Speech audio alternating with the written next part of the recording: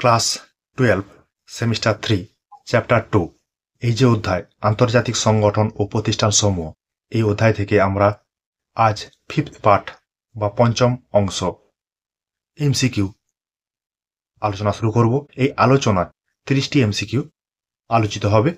তোমরা 2-4 বার এমসিকিউ কোশ্চেনগুলো দেখলে তোমাদের বিষয়গুলো রপ্ত হয়ে যাবে।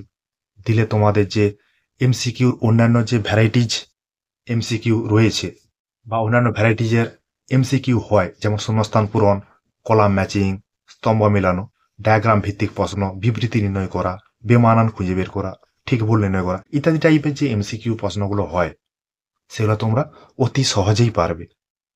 দেখো, আমাদের আলোচনার প্রথম কোশ্চেন, সাধারণ সভার বার্ষিক অধিবেশন বসে প্রতি বছর কোন তারিখে? সেপ্টেম্বর মাসের 3য় মঙ্গলবার। মনে রাখবে, প্রতি বছর সেপ্টেম্বর মাসের 3য় মঙ্গলবার। সাধারণ সভার জরুরি অধিবেশন আহ্বান করতে পারে 24 ঘন্টার নোটিশে। 24 ঘন্টার নোটিশ দিয়ে সাধারণ সভা জরুরি অধিবেশন আহ্বান করতে পারে। বছরে কতবার সাধারণ সভার অধিবেশন বসে? একবার। আমরা পড়লাম, একটু কোশ্চেনটা আলোচনা করলাম। সাধারণ সভার বার্ষিক অধিবেশন বসে কবে? সেপ্টেম্বর মাসে 3য় মঙ্গলবার। তাহলে বছরে একবারই অধিবেশন বসে। সাধারণ সভার অধিবেশন পরিচালনা করেন কে? সাধারণ সভার যে সভাপতি নির্বাচন করা হয় একজন, সেই সভাপতি সাধারণ সভার অধিবেশন পরিচালনা করেন। সাধারণ সভার প্রথম অধিবেশন বসে 10ই জানুয়ারি। কত সাল? 1946 সালের।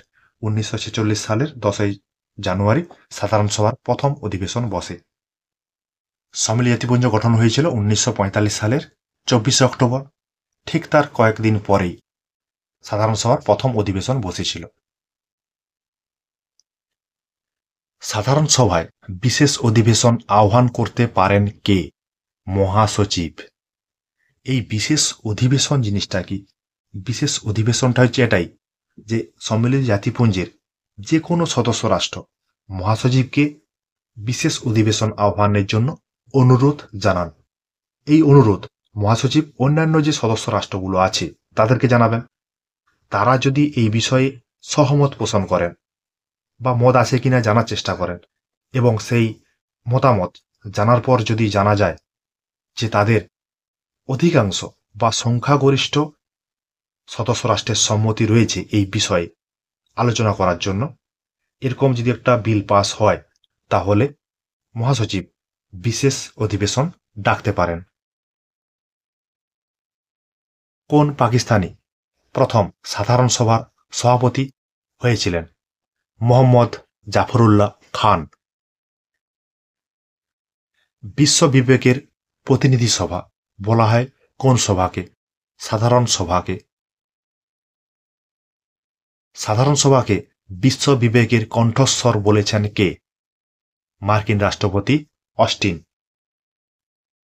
জাতিপুঞ্জের পার্লামেন্ট বা বিশ্ব আইনসভা বলা হয় কোন সভাকে? সাধারণ সভাকে। সাধারণ সভাকে গল্পগুজবের আসর বলেছেন কে? নিকোলাস।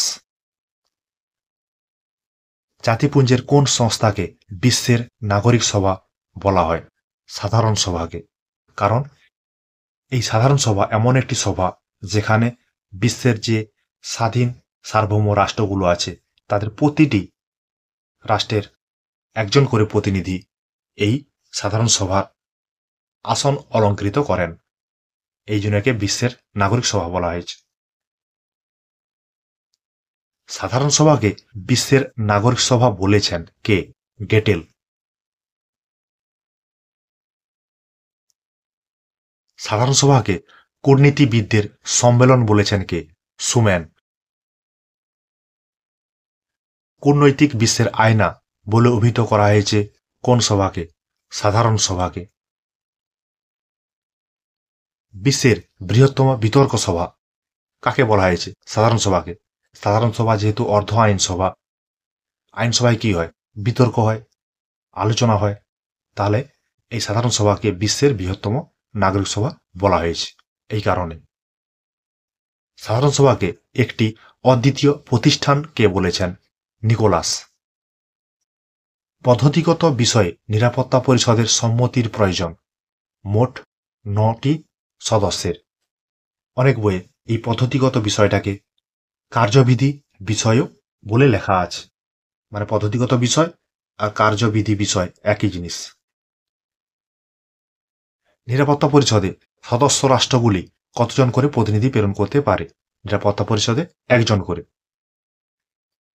জাতিপুঞ্জের কত নম্বর অধ্যায়ে নিরাপত্তা পরিষদের কথা বলা হয়েছে? 5 নম্বর অধ্যায়ে। নিরাপত্তা পরিষদের প্রধান কর্মস্থল কোথায়? New York. আগের পাঠে আলোচনা হয়েছে। ভেটো ব্যবস্থা জাতিপুঞ্জকে পঙ্গু করে দিয়েছে উক্তিটি করেছেন কে? ইভান লুয়ার্ট। মানে কোনো একটা বিষয়ে সিদ্ধান্ত গ্রহণ করার জন্য নিরাপত্তা পরিষদে পাঠাতে হয়। নিরাপত্তা পরিষদের যে স্থায়ী 5টি সদস্য রাষ্ট্র আছে তার যে কোনো একটি রাষ্ট্র অসম্মতিসূচক ভোট প্রদান করা মানেই বিষয়টা বাতিল হয়ে যাওয়া। এই জন্য ভিটো ব্যবস্থা জাতিপুঞ্জকে পঙ্গু করে দিয়েছে বলে বলা হয়েছে। নিরাপত্তা পরিষদের অন্যতম গুরুত্বপূর্ণ স্থায়ী সদস্য রাষ্ট্র চীন। আন্তর্জাতিক শান্তি ও নিরাপত্তা রক্ষার মূল দায়িত্ব কোন সংস্থার? নিরাপত্তা পরিষদের। যখন আমরা শান্তির জন্য ঐক্যের প্রস্তাব আলোচনা করেছিলাম সেখানে বিষয়টি সংক্ষেপে আলোচনা করা হয়েছে। নিরাপত্তা পরিষদের বিশ্ব শান্তি ও নিরাপত্তা সংরক্ষণ সংক্রান্ত ক্ষমতাকে যে 2টি ভাগে ভাগ করা হয়েছে সেগুলি কি কি?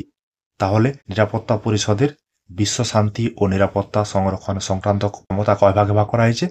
2টি ভাগে ভাগ করা হয়েছে। সেগুলো কি কি? শান্তিপূর্ণ উপায়ে বিরোধ নিষ্পত্তি এবং নিবর্তন ও শাস্তিমূলক ব্যবস্থা গ্রহণ। এইখানে এই শান্তিপূর্ণ উপায়ে বিরোধের যে নিষ্পত্তি এটাকে আবার কয়েকটা ভাগে ভাগ করা যায়, মানে কয়েকটা দিক থেকে আলোচনা করা যেতে পারে।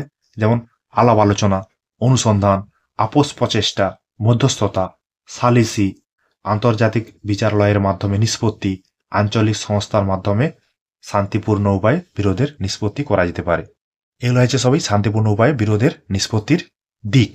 এইসব মাধ্যমগুলো গ্রহণ করা যেতে পারে। নিরাপত্তা পরিষদের সদস্যরা প্রতি মাসে কতজন করে সভাপতি নির্বাচন করে? 1 জন করে সভাপতি নির্বাচন করবে। নিরাপত্তা পরিষদের নিবর্তনমূলক ও শাস্তিমূলক ব্যবস্থার মধ্যে উল্লেখযোগ্য হল। এই যে কোশ্চেনটা, এই কোশ্চেনটা আমরা এই কোশ্চেনের মধ্যে আলোচনা করেছি।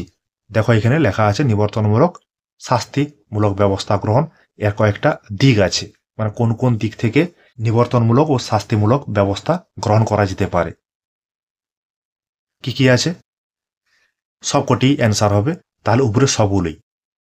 শান্তি ভঙ্গকারী রাষ্ট্রের সঙ্গে সম্পূর্ণ বা আংশিক অর্থনৈতিক সম্পর্ক ছিন্ন করা, যোগাযোগ ও কূটনৈতিক সম্পর্ক ছিন্ন করা, জল, স্থল ও বিমান বাহিনীর সাহায্যে শক্তি প্রয়োগ করা। তাহলে সবকটি হবে তোমার নিরাপত্তা পরিষদের নিবর্তনমূলক ও শাস্তিমূলক ব্যবস্থার উল্লেখযোগ্য দিক।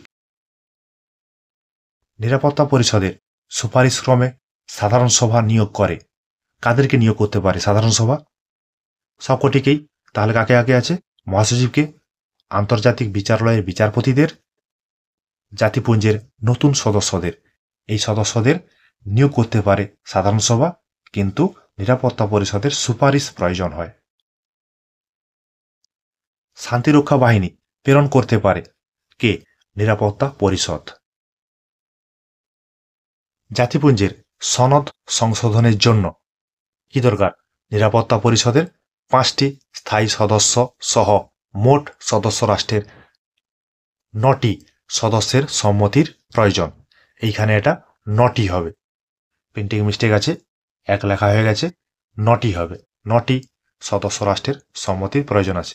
তাহলে এখানে একটা জিনিস বুঝতে হবে, জাতিপুঞ্জের সনদ সংশোধন করতে গেলে 9টি সদস্য রাষ্ট্রের সমর্থনের প্রয়োজন, কিন্তু তার মধ্যে নিরাপত্তা পরিষদের 5টি স্থায়ী সদস্য রাষ্ট্রকে অবশ্যই সম্মতি জানাতে হবে।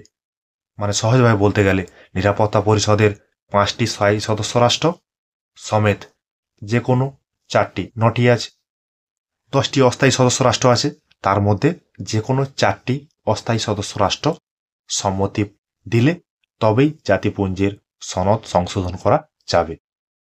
ঠিক আছে, আমরা যে আন্তর্জাতিক সংগঠন ও প্রতিষ্ঠান সমূহ যে অধ্যায়টা আলোচনা করছিলাম তার ফিফথ পার্ট বা পঞ্চম অংশের আলোচনা। এখানে 30টি MCQ আলোচনা হয়েছে, দেখবে, পড়বে, 2-4 বার দেখবে, দেখবে সহজেই বিষয়টা তোমরা বুঝতে পারছো।